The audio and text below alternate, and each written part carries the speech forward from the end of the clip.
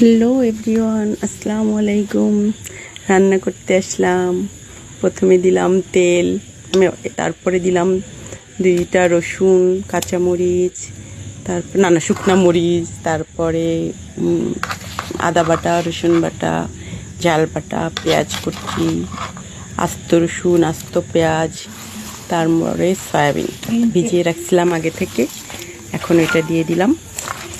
যেহেতু আমি কাঠের চুলায় তো এভাবে রান্না কখনো আসলে করা হয়নি, মনে হলো কাঠের চুলায় কাঠে রান্না করব। তারপরে লবণ হলুদ দিলাম।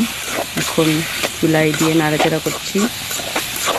তারপর বেসিক্যালি এইটা আমি জানতাম না কীভাবে কি রান্না করে, আমি কখনো রান্না করি নাই। অল্প একটু গুঁড়া দুধ দিলাম, তারপরে একটুখানি চিনি দিলাম। তারপরে এটা একদম সুন্দর করে নাড়াচাড়া করে নিচ্ছি। আর নাড়াচাড়া করে আমি আসলে জানি না বেসিক্যালি এটা কীভাবে রান্না করে।